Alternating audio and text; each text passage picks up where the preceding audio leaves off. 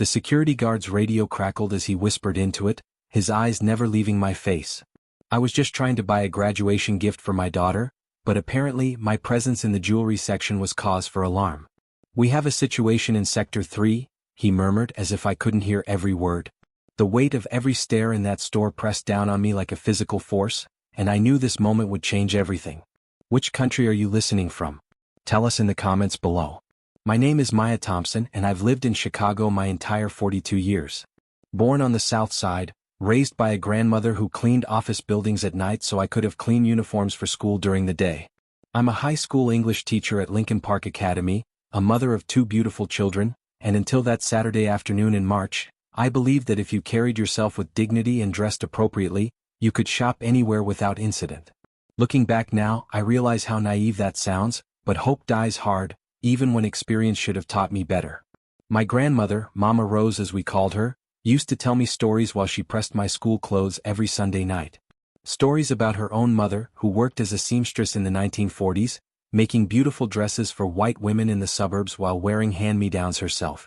"Baby girl," Mama Rose would say, steam rising from the iron as she worked, "dignity ain't something you put on like a dress. It's something you carry inside and nobody can take it from you unless you let them." I thought I understood what she meant back then. I was young, ambitious, the first in my family to graduate from college. I had my teaching degree, my small apartment, my plans for the future. Discrimination was something I read about in history books, something that happened to other people in other times. I was educated, articulate, professional. Surely that would be enough armor against the world's prejudices. But life has a way of teaching you lessons you never signed up for. That Saturday morning in March started like any other weekend. The sun was streaming through my kitchen window as I made pancakes for Zoe and Marcus, the smell of vanilla and cinnamon filling our small but cozy home. Zoe, my 18-year-old, had just been accepted to Northwestern University with a full academic scholarship. She was the first in our family to go to college, and the pride I felt was overwhelming, the kind of pride that makes you want to shout from rooftops and buy out entire stores.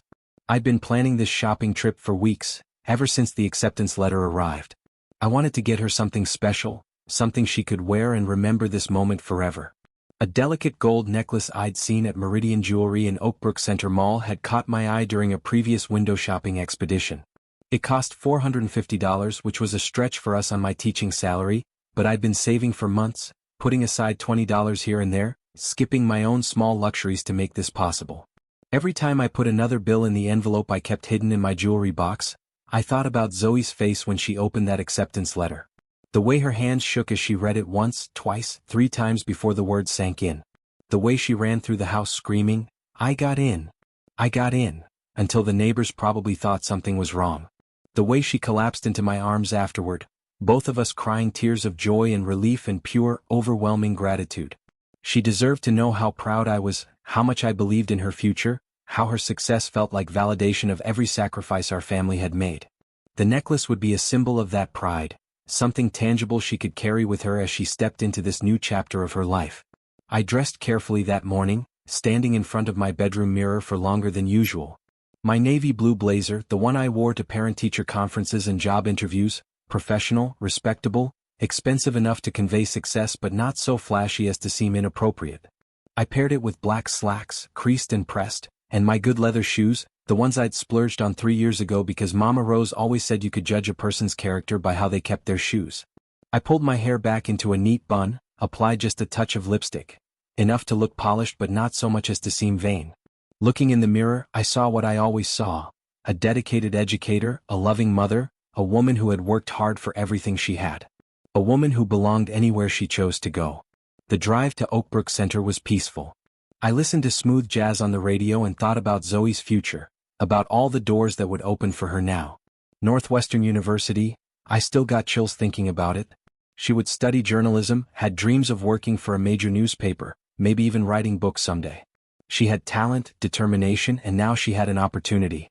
I thought about my own mother, who had died when I was 25, just 2 years after Zoe was born. She would have been so proud to see her granddaughter heading to college. I whispered a little prayer to her as I drove, thanking her for the values she'd instilled in me, the work ethic she'd modeled, the belief that education was the key to everything. Oakbrook Center was busy that Saturday, filled with families shopping, teenagers hanging out in groups, couples browsing hand in hand through the wide corridors. I'd been there countless times before, for back-to-school shopping every August, Christmas gifts in December, the occasional treat for myself when the budget allowed. It was just another mall in the suburbs, nothing particularly fancy, but clean and safe and familiar. I felt comfortable there, or at least I had before this day. The parking lot was crowded, but I found a spot not too far from the main entrance. As I walked across the asphalt, I felt a sense of anticipation that I hadn't experienced in years. This wasn't just shopping. This was celebrating, marking a milestone, investing in my daughter's future. I had cash in my purse, carefully counted and recounted that morning. $450 plus tax, enough to make this purchase without worry or embarrassment. The main entrance doors slid open with a gentle whoosh, and I stepped into the air-conditioned comfort of the mall. The familiar sounds surrounded me, conversation, laughter, the distant music from various stores, the click of heels on tile. Everything felt normal, routine, safe. I took the escalator to the second floor, where Meridian Jewelry was located between a department store and a phone case kiosk. The store had elegant displays in the windows, soft lighting that made everything sparkle and shine. Diamond rings caught the overhead lights, gold bracelets glinted from black velvet displays, pearl necklaces lay gracefully across white silk. It all looked expensive and exclusive and exactly right for the occasion. As I approached the entrance, I could see other customers inside. A young couple looking at engagement rings, an older woman examining earrings, a man in a business suit pointing at something in a display case. Normal people doing normal things, making normal purchases. I was about to join them, to become just another customer in just another store. But the moment I stepped through the threshold, everything changed. The security guard noticed me immediately. Tall and white, probably in his 30s with close-cropped blonde hair and intense blue eyes that seemed to take in everything at once. He was positioned near the main jewelry counter, ostensibly watching the store in general, but his attention zeroed in on me the second I entered. At first, I told myself it was nothing. Security guards were everywhere in malls. Their job was to observe, to be vigilant, to notice things. Maybe he was just doing his job, being thorough, paying attention to all customers equally. But as I moved toward the necklace display where I'd seen the piece I wanted, he moved too. When I paused to look at the price tags on some bracelets, trying to orient myself and remember exactly which case held the necklace, he stepped closer. When I walked to another display, pretending to browse while I worked up the courage to ask for help, he followed, his footsteps echoing mine across the marble floor. The feeling was unsettling in a way I couldn't quite articulate. It wasn't just that he was watching me, it was how he was watching me. His gaze felt assessing, suspicious, like he was cataloging my every movement for evidence of wrongdoing. Other customers moved freely through the store, picking up items, examining them closely, setting them down and moving on. But when I reached toward a display case, his posture shifted, became more alert, more ready for action. "Can I help you find something?" The sales associate approached me with what looked like a forced smile. She was young, probably in her early 20s, with perfectly styled blonde hair and manicured nails that caught the store's lighting. Her tone was professional enough, but there was something underneath it, a coolness, a distance that I hadn't heard her use with the other customers I'd observed. "Yes, I'm interested in the gold necklace in the front window display," I said clearly, maintaining eye contact and speaking in my best teacher voice, the one I used for parent conferences and school board meetings. The one with the small pendant. She glanced quickly at the security guard, then back at me. It was a brief look, barely a second, but I caught it. Some kind of silent communication passed between them, some unspoken understanding that made my stomach tighten with unease. "Oh, that one's quite expensive," she said, her voice taking on a tone I'd never heard directed at me before. "Are you sure you'd like to see it?" The question hit me like a physical blow. In all my years of shopping, in all my experiences as a consumer, no one had ever asked if I was sure I wanted to see something. Sales associates showed merchandise, quoted prices, explained features, let customers decide for themselves whether items were within their budget. But here I was, being questioned before I'd even seen the product, being asked to justify my interest before I'd been given the chance to express it. "Yes, I'm sure," I replied, my voice steady despite the heat rising in my chest and the way my hands had begun to tremble slightly. "I've been planning this purchase for some time." The security guard had moved even closer now, positioning himself where he could watch my every movement while still maintaining the pretense of general store surveillance. I could feel his presence like a weight on my shoulders, his scrutiny like a searchlight following my every gesture. Other customers continued to browse freely, handling jewelry, trying on rings, examining watches, but every time I reached toward a display case, I felt his attention sharpen, his readiness increase. This wasn't normal. This wasn't how other people were being treated. And the realization was beginning to transform my initial discomfort into something deeper and more troubling. The sales associate reluctantly moved toward the window display, her movements slow and hesitant, as if she was hoping I might change my mind and leave before she had to actually show me the merchandise. She retrieved the necklace I'd been thinking about for weeks, delicate gold links with a small heart pendant, simple but elegant, perfect for a young woman starting her college journey. It was even more beautiful up close than it had been in the window. The gold caught the store's lighting and seemed to glow with its own inner warmth. The pendant was perfectly proportioned, feminine without being childish, sophisticated without being pretentious. It was exactly what I'd envisioned for Zoe, exactly the kind of piece she would treasure not just for its beauty but for what it represented. "It's $450, the associate said, holding the necklace just out of my reach as if she was afraid I might grab it and run. "Plus tax, of course." "I understand," I replied, opening my purse to show her that I had cash. The bills were neatly folded in an envelope, precisely counted that morning, enough to cover the purchase price and tax with a few dollars to spare. "I'd like to purchase it." But instead of beginning the transaction, instead of moving toward the register or asking about gift wrapping, the sales associate looked again toward the security guard. This time, the look was longer, more obvious, accompanied by a slight nod that seemed to be some kind of signal. That's when he stepped forward, crossing the invisible line between observation and confrontation. "Ma'am, I'm going to need you to step over here with me," he said, his voice low but firm enough to carry to other customers in the store. Conversation stopped mid-sentence. Heads turned in our direction. The busy, comfortable atmosphere of the store suddenly felt tense and charged with uncomfortable energy. "I'm sorry, what for?" I asked, my heart beginning to race as I realized that whatever was happening was about to get worse. "I'm just trying to make a purchase." "We've had some issues with theft lately," he said, as if that explained everything, as if that justified singling me out from all the other customers in the store. "I need to check your bag." The humiliation was instant and overwhelming, like being doused with ice water or slapped across the face in public. Every eye in the store was on me now, customers pausing their own shopping to stare, employees looking up from their tasks to witness whatever drama was unfolding. I could feel their judgment, their assumptions, their discomfort with being forced to witness something that made them all complicit.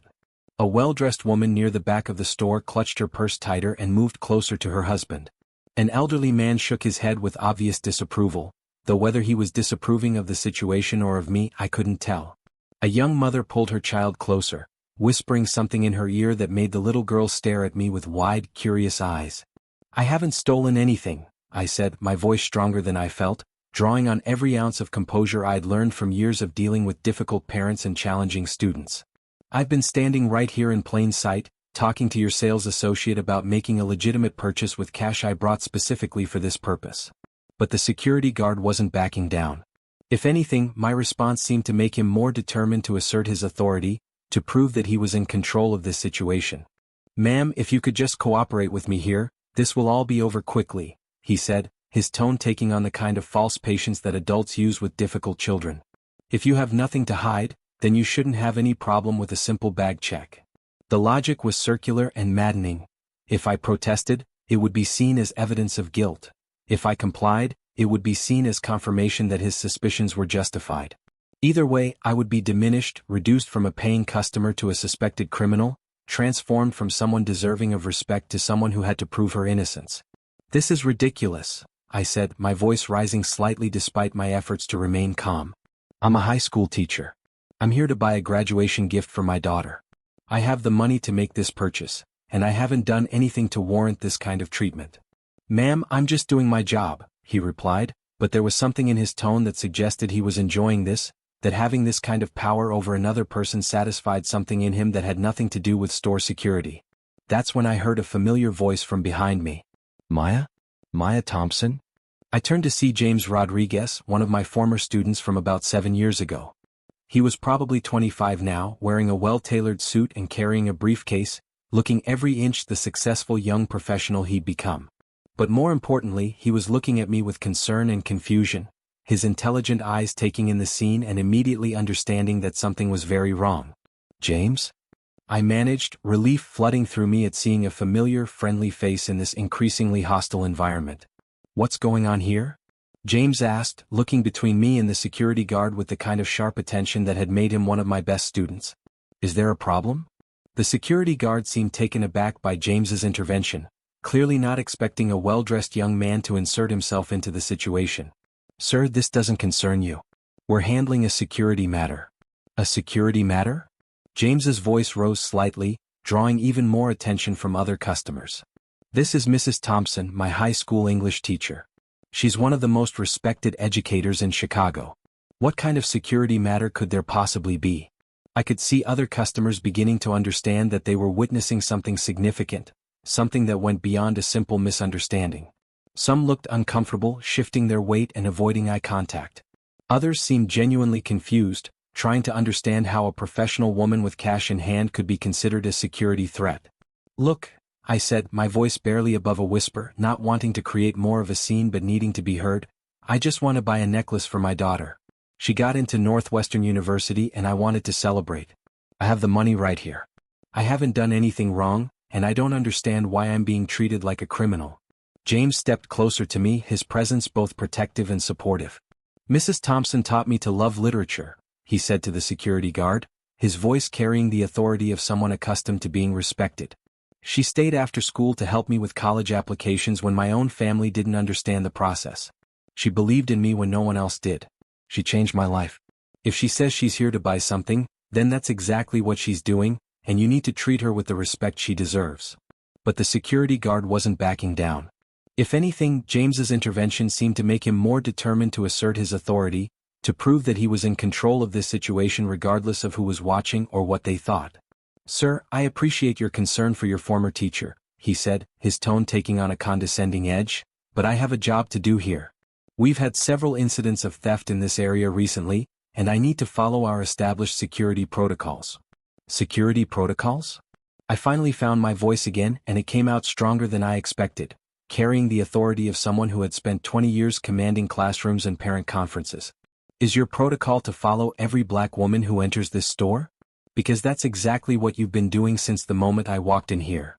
The words hung in the air like an accusation, which they were. I had finally named the thing that everyone in the store was thinking but no one wanted to acknowledge. The elephant in the room was now front and center, impossible to ignore or dismiss. The security guard's face reddened, and I could see other customers shifting uncomfortably, some moving closer to better hear what was happening, others stepping back as if proximity to this conversation might somehow implicate them in something they didn't want to be part of. Ma'am, this has nothing to do with race, the security guard said, but his voice lacked conviction, and the protest sounded rehearsed, like something he'd been trained to say in situations like this. This is standard security procedure for anyone who exhibits suspicious behavior. Suspicious behavior? James interjected, his voice incredulous. What suspicious behavior?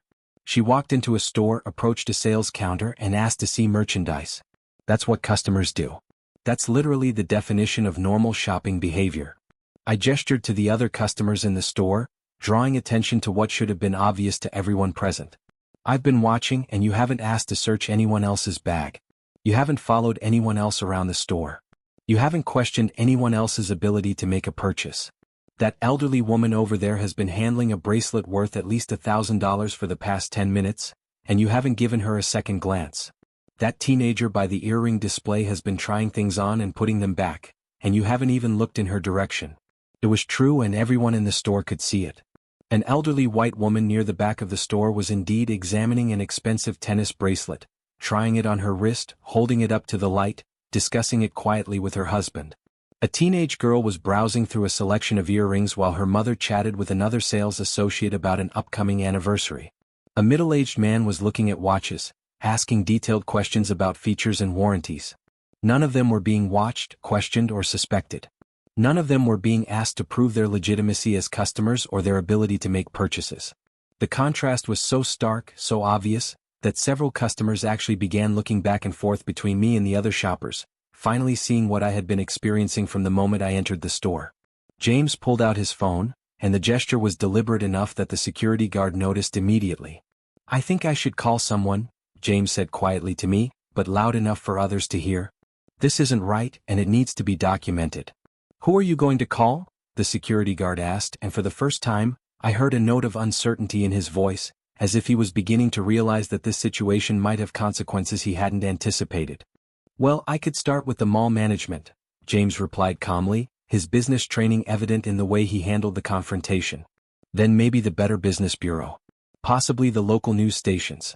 I have contacts at Channel 7 who would be very interested in a story about racial profiling at suburban shopping centers. My law school friends would probably have some thoughts about discrimination lawsuits." The sales associate finally spoke up, her voice shaky and uncertain. "Maybe we should get the manager," she suggested, clearly realizing that the situation was escalating far beyond anything she was equipped to handle. "Yes," I said immediately, seizing on the suggestion. "I'd like to speak to the manager. I'd like to understand the store's policies regarding customer treatment and why I'm being subjected to procedures that apparently don't apply to other shoppers." The security guard looked frustrated now, probably realizing that what had started as a routine exercise of authority was turning into something much more complicated and potentially damaging. He spoke into his radio again, requesting supervision or backup, his voice tense and uncertain. Within minutes, a woman in her 40s appeared, walking briskly across the store with the confident stride of someone accustomed to handling difficult situations. She was well-dressed and professional, with the kind of polished appearance that suggested management-level responsibility. "I'm Sarah Mitchell, the store manager," she said, her experienced eyes quickly assessing the situation. The crowd of customers watching, the obvious tension in the air, the uncomfortable expressions on her employees' faces. "What seems to be the problem here?" Everyone started talking at once. The security guard began explaining his concerns about theft and his need to follow security protocols. The sales associate mentioned my interest in the expensive necklace and suggested there had been some kind of misunderstanding. James vouched for my character and my legitimacy as a customer. Other customers began murmuring among themselves, some expressing opinions about what they had witnessed. But I held up my hand for silence, drawing on 20 years of classroom management experience. "The problem," I said clearly and calmly, making sure my voice carried to everyone in the store, "is that I came into this establishment as a paying customer with cash in hand, and I've been treated like a criminal from the moment I walked through that door. Your security guard has followed me, questioned my ability to make a purchase, and demanded to search my belongings, all while other customers shop freely without any scrutiny whatsoever." Sarah Mitchell looked around the store, taking in the stares of other customers, the obvious tension in the air, the uncomfortable expressions on her employees' faces. She was clearly experienced in handling difficult situations, but this one had the potential to escalate into something much bigger than a simple customer service issue. "I apologize if you felt uncomfortable," she began diplomatically, using the kind of carefully neutral language that businesses employ when trying to defuse situations without admitting fault. "But I'm sure you understand that security is an important concern for us, especially given the value of our merchandise." "Security is important," I interrupted, my teacher instincts kicking in as I seized control of the conversation. "But so is treating all customers with equal respect and dignity. I've been teaching for 20 years. I've never stolen anything in my life. I came here with cash specifically saved for this purchase, and instead of being treated as a valued customer, I've been profiled, suspected, and humiliated in front of a store full of people." James stepped forward again, adding his voice to mine. "Mrs. Thompson, maybe we should leave. You don't need to put yourself through this. There are other jewelry stores in this mall, and other places that would appreciate your business." But something fundamental had shifted inside me. The initial shock and humiliation were giving way to something deeper and more powerful. The kind of righteous anger that comes from years of small indignities and quiet discriminations, the accumulated weight of a lifetime of being made to feel like I didn't belong in spaces where I had every right to be. "I'm not leaving," I said firmly, my voice carrying the authority of someone who had spent decades refusing to be intimidated by hostile parents, difficult administrators, or challenging students. "I came here to make a purchase, and that's what I intend to do. But first, I want to understand what just happened here and why I was singled out for treatment that no other customer in this store has received." The store manager looked increasingly uncomfortable as she realized that this situation was not going to be resolved with simple apologies and diplomatic language. Other customers were clearly listening now, some openly staring, others pretending to browse while straining to hear every word. The situation had moved beyond a simple customer service issue into something that could seriously damage the store's reputation. "Perhaps we could discuss this privately," Sarah Mitchell suggested, gesturing toward what I assumed was her office. "Away from other customers." "No," I said firmly. "This happened in public in front of witnesses. If there's an explanation for why I was treated differently than every other customer in this store, I'd like to hear it here, where the treatment occurred. That's when I heard familiar voices from the front of the store, and my heart both lifted and sank as I recognized the sounds of my children arriving. Mom? The voice was Marcus, my 16-year-old son, and I could hear confusion and concern in the single word as he took in the scene before him. The crowd of people, the obvious tension, the security guard still standing uncomfortably close to me. I turned to see Marcus walking into the store with his best friend Tyler, both still wearing their school basketball jerseys from what had obviously been a Saturday morning game. Marcus wore his Lincoln Park Academy uniform with pride. He was starting point guard and team captain, a young man with a bright future ahead of him. Tyler wore his private school colors, and despite being the same age as Marcus, he carried himself with the kind of unconscious confidence that only comes from a lifetime of privilege and never having been made to feel unwelcome anywhere. "Marcus, honey," I said, trying to keep my voice calm and normal despite the storm of emotions churning inside me. "I'm just trying to buy something for your sister." The boys looked around the store, taking in the crowd of watching customers, the uncomfortable employees, the obvious tension that filled the air like a thick fog. Marcus, who despite his youth had already learned to read situations involving his mother and potential conflict, immediately understood that something was seriously wrong. Tyler, on the other hand, seemed genuinely confused by what he was seeing. With the fearless entitlement of someone who had never encountered discrimination, he walked straight to the jewelry counter and picked up an expensive watch from one of the displays, examining it with casual interest. "This is really nice," he said to the sales associate, his tone friendly and conversational. "Can I try it on?" "Of course," she replied immediately, her voice warm and accommodating, completely different from the cool, suspicious tone she'd used with me just minutes earlier. "That's one of our most popular models. It's Swiss-made, waterproof, and comes with a lifetime warranty." The contrast was so stark, so obvious, so impossible to ignore that several customers actually turned to look back and forth between Tyler and me.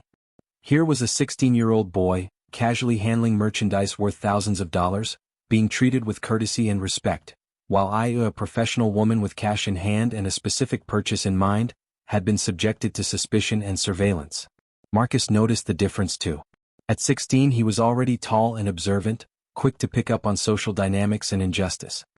His eyes moved from Tyler's easy interaction with the sales associate to my obviously tense situation with the security guard, and I could see understanding dawn on his face. "Mom, what's going on?" he asked quietly, moving closer to me with the protective instincts that he'd developed over years of being a young black man in America. Before I could answer, Tyler spoke up again, this time addressing the situation directly with the kind of confidence that came from never having been taught to doubt his right to be heard. "Excuse me," he said to the store manager, his voice carrying the unconscious authority of someone from Chicago's elite circles. "I couldn't help but notice what's happening here. Are you seriously harassing this woman for shopping? Because that's what it looks like from where I'm standing." Sarah Mitchell's face showed immediate recognition of Tyler's obvious affluence and social status.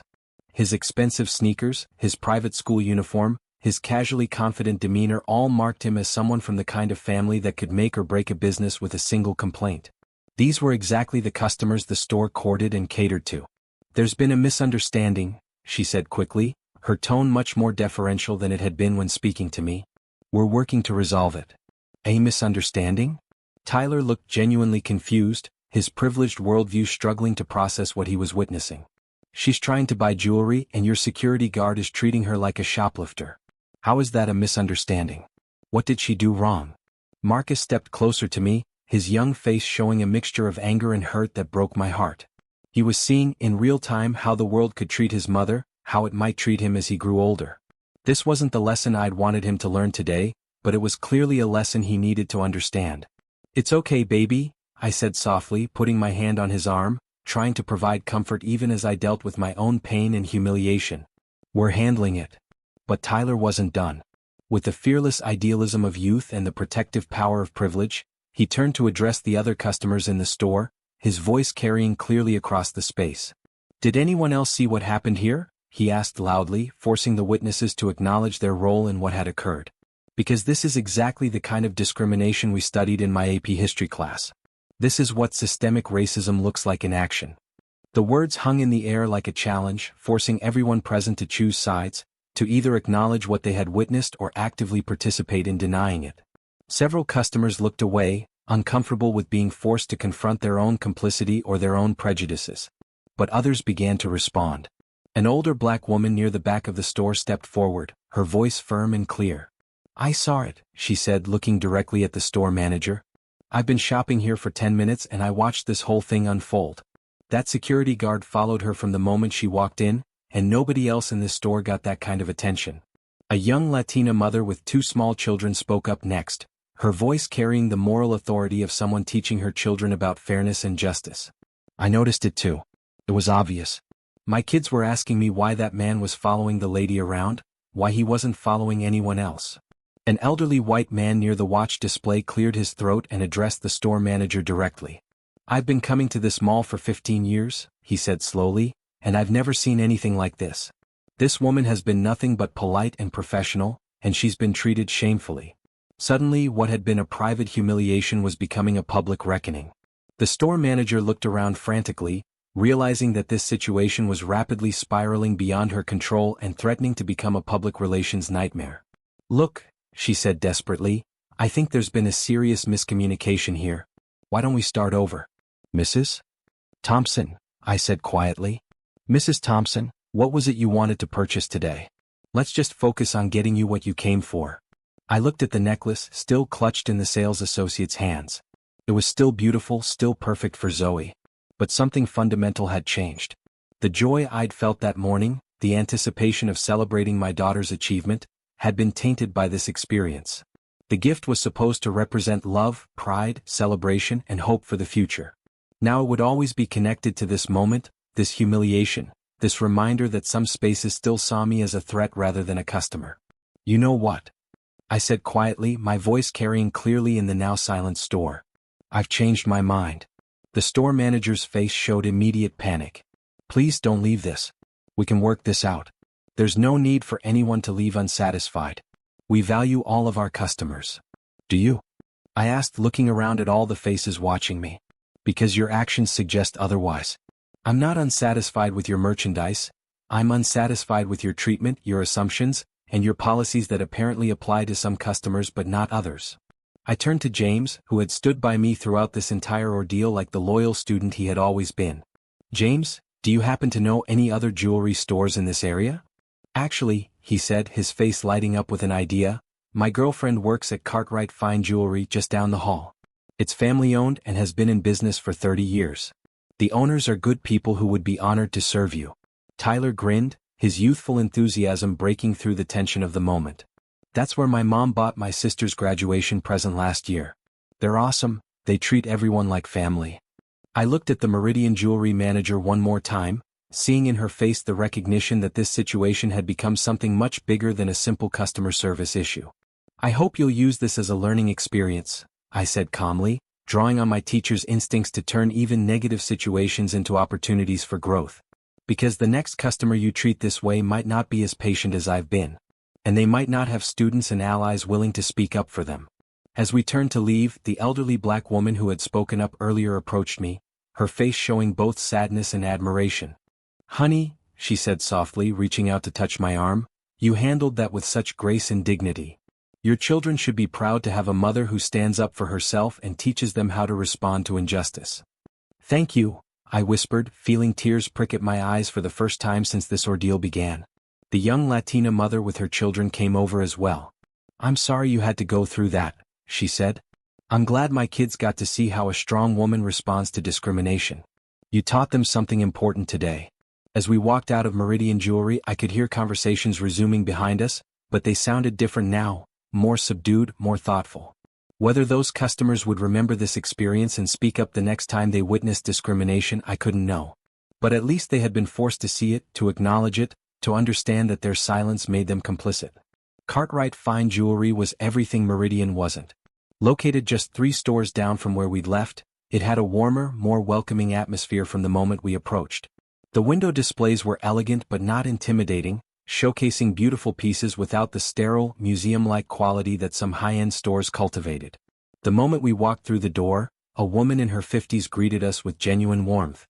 She was professionally dressed but approachable, with kind eyes and a smile that reached all the way to her voice. "Welcome to Cartwright," she said, and I could immediately tell that her greeting was the same one every customer received: warm, genuine, respectful. "I'm Patricia Cartwright. How can we help you today?"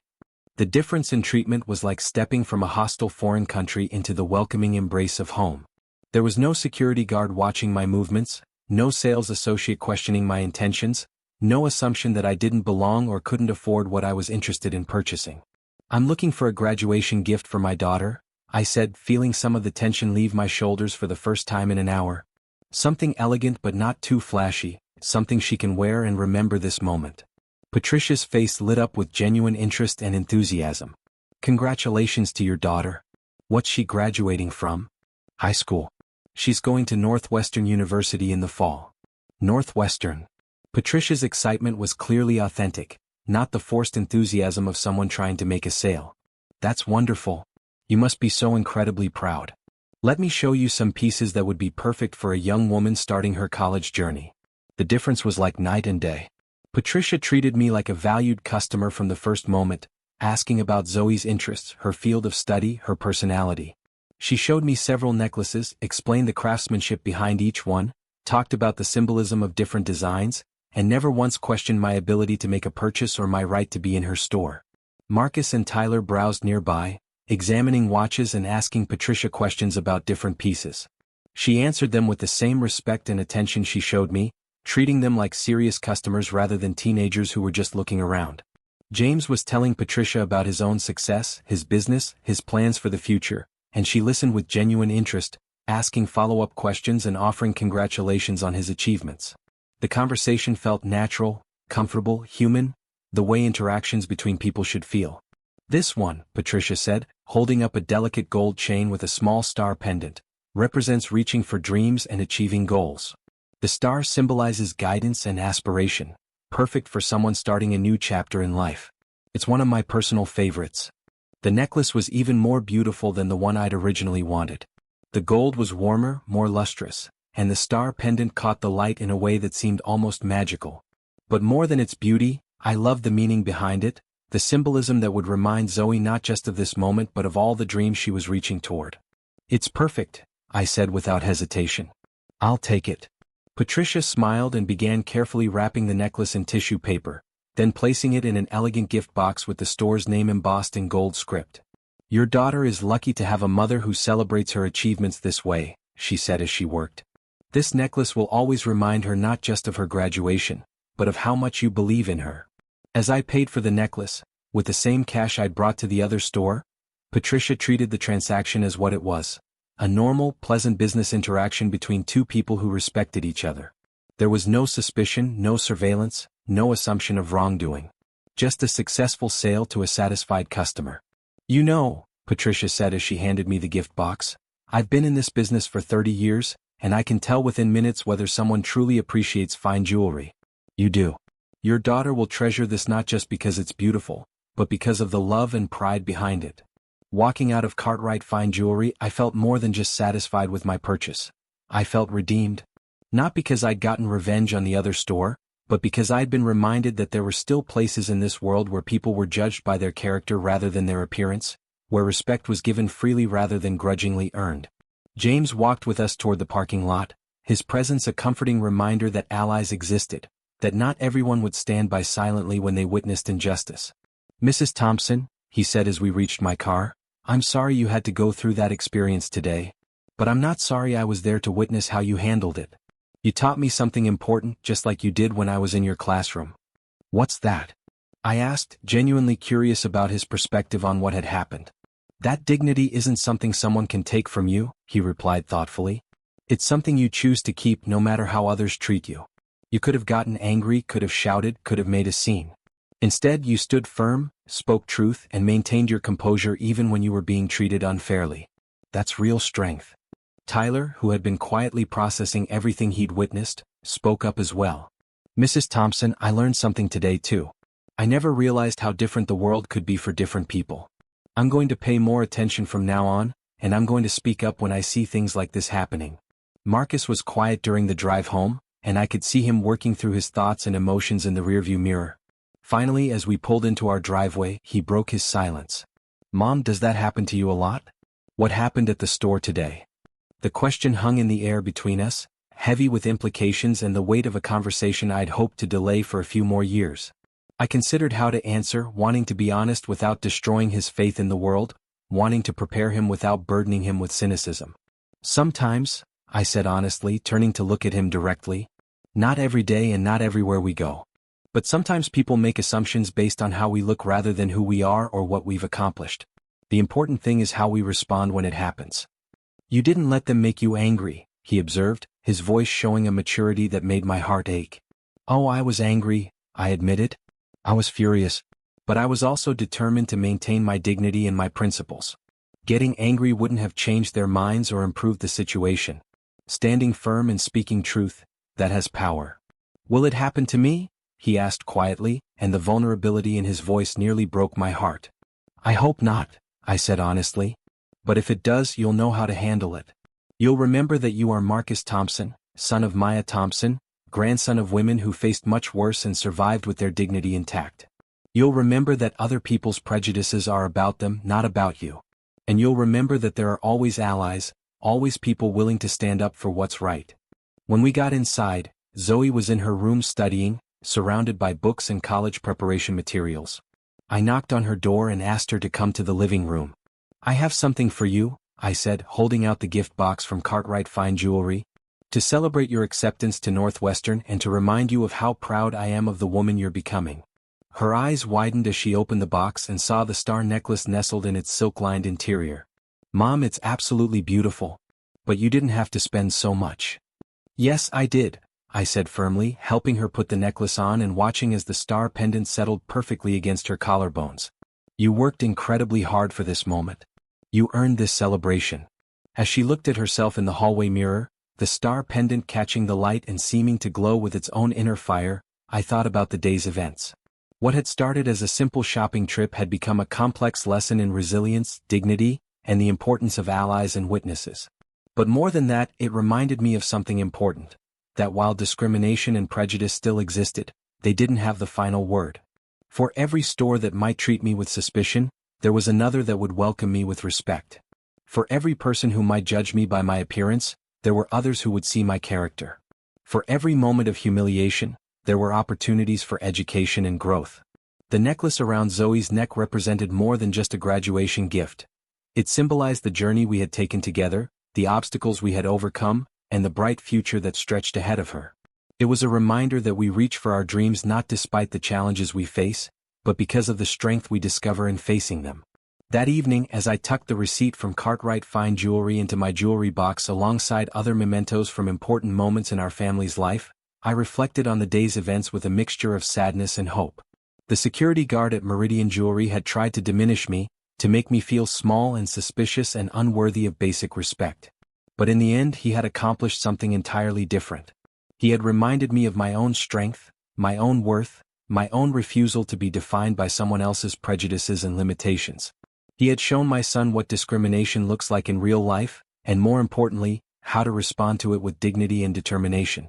He had demonstrated to the other customers in that store what bias looks like in action, forcing them to confront their own assumptions and their complicity in systems of discrimination.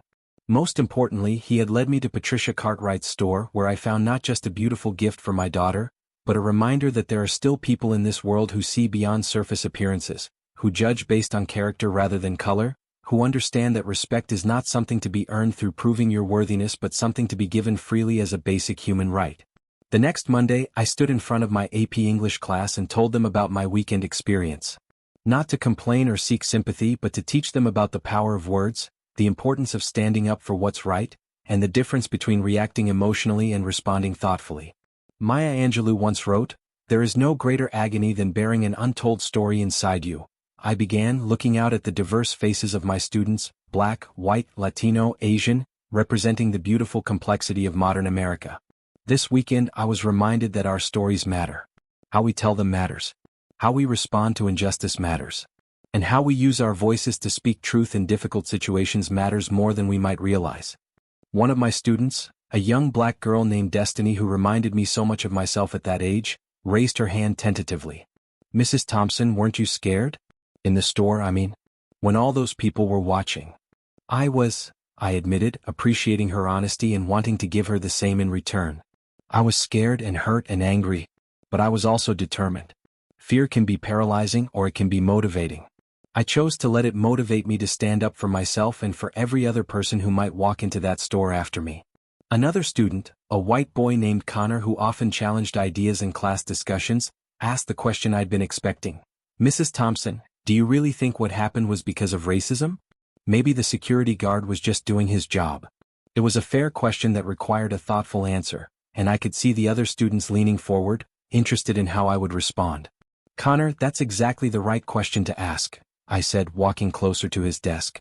"I can't know what was in that security guard's heart. I can't read his mind or judge his intentions. But I can judge his actions. And his actions, following me specifically, questioning my ability to make a purchase, demanding to search my belongings while other customers shopped freely, suggested that he saw me as a threat based not on my behavior, but on my appearance." I paused, making sure I had everyone's attention. That's the definition of profiling, and yes, when it happens consistently to people of certain racial or ethnic backgrounds, it's reasonable to conclude that race is a factor. The important thing isn't whether the security guard considered himself racist. The important thing is the impact of his actions and the pattern they represent. A Latina student named Isabella spoke up. "But Mrs. Thompson, what if people say you're just being too sensitive or playing the race card?" I smiled at her question, recognizing the complexity of the situation she was describing. "Isabella, that's a question that many people of color grapple with regularly. When do we speak up about unfair treatment and when do we let things go? There's no perfect answer, but I've learned that staying silent in the face of obvious discrimination doesn't protect you. It just makes it easier for the discrimination to continue." Plus, added Destiny, Mrs. Thompson wasn't alone in seeing what happened. Other people in the store noticed it too and spoke up about it. So it wasn't just her perspective. "Exactly," I said, pleased with her analysis. The presence of witnesses who could confirm what they observed was important. It meant the situation wasn't just about my word against the security guards, it was about a pattern of behavior that multiple people could see and verify. Marcus, taking an advanced placement class despite being only a sophomore, raised his hand. Mrs. Thompson, what do you want us to learn from what happened?" I looked at my son, proud of his thoughtfulness and his ability to separate our family relationship from our classroom dynamic, and then at all the young faces around him. "I want you to learn several things," I said slowly. "First, that discrimination still exists, but it doesn't have to define us or limit us. Second, that dignity is a choice we make, not something others can take from us. Third, that allies matter. People like James and Tyler who were willing to speak up made all the difference in that situation." I walked to the front of the classroom and wrote 3 words on the whiteboard: witness, voice, action. Fourth, that when you witness injustice you have choices to make. You can be a passive bystander or you can find your voice and take action. The customers in that store who eventually spoke up changed the entire dynamic of the situation. A quiet student named Ahmed, whose family had immigrated from Somalia, spoke up for the first time all semester. "Mrs. Thompson, what if we're scared to speak up because we might face consequences?" "Ahmed, that's a very real concern," I acknowledged. "Speaking up does involve risk and not everyone is in a position to take those risks. But there are different ways to be an ally, different ways to support someone who's facing discrimination. Sometimes it's speaking up in the moment like Tyler did. Sometimes it's offering support afterward, like the customers who approached me as we were leaving. Sometimes it's changing your own behavior to be more inclusive and respectful." As the class period continued, we talked about literature and life, about the characters in the books we were reading and how they faced their own challenges and injustices. We discussed the difference between revenge and justice, between anger and righteousness, between being a victim and being a survivor. But underlying all of our academic discussions was the real-world lesson of that weekend, that the stories we tell about ourselves and others matter, that how we respond to adversity reveals our character, and that even painful experiences can become opportunities for growth and education. After school that day, I stayed late to grade papers and prepare for the next day's lessons. As I worked, I thought about the star necklace around Zoe's neck, about the pride I felt in her accomplishments, about the future that stretched ahead of her. I thought about Marcus and the lessons he was learning about navigating the world as a young black man, about the allies he was discovering and the character he was developing. I thought about my students and the conversations we would continue to have about justice, dignity, and the power of individual actions to create change. Most of all, I thought about Patricia Cartwright and the reminder she had given me that for every space that might make me feel unwelcome, there were others that would embrace me with respect and appreciation. For every person who might judge me by my appearance, there were others who would see my worth and value my contributions. The security guard at Meridian Jewelry had looked at me and seen a threat, a problem to be managed, a person whose presence needed to be justified and whose intentions needed to be questioned. But he was wrong about who I am, just as he was wrong about what I represented. I am Maya Thompson, educator, mother, daughter of strong women who faced worse obstacles and survived with their dignity intact. I am someone who shops with money earned through hard work and dedication. I am someone who celebrates her children's achievements and believes in the power of education to change lives and transform communities. I am someone who refuses to be made small by other people's prejudices, who chooses dignity over anger, who speaks truth even when it's uncomfortable, who teaches by example even when the lessons are painful. Most importantly, I am someone who understands that individual moments of discrimination, while hurtful and wrong, do not define the totality of human experience. For every person who might judge me unfairly, there are others who will see my worth. For every space that might make me feel unwelcome, there are others that will embrace me with open arms. The star necklace around my daughter's neck catches the light every morning as she heads off to school, preparing for her journey to Northwestern University. It reminds her daily not just of her achievement, but of the love and pride that surround her, the support system that believes in her dreams, and the bright future that awaits her. But it also reminds our entire family of something deeper and more lasting, that we reach for our dreams not in spite of the obstacles we face, but because of the strength we discover in overcoming them. That discrimination and prejudice, while real and painful, do not have the final word in our stories. That dignity is not something others give us or take from us. It's something we carry within ourselves, unshakable and inviolate. They judged me by my skin. I showed them the strength of my soul. And in the end, that's what mattered most. Not their assumptions but my response. Not their fear but my courage. Not their limitations, but my limitless determination to be exactly who I am, wherever I am, with dignity and grace. That star pendant catches the light each day as my daughter reaches toward her dreams, a tangible reminder that no one can dim your shine unless you let them. And we never ever let them.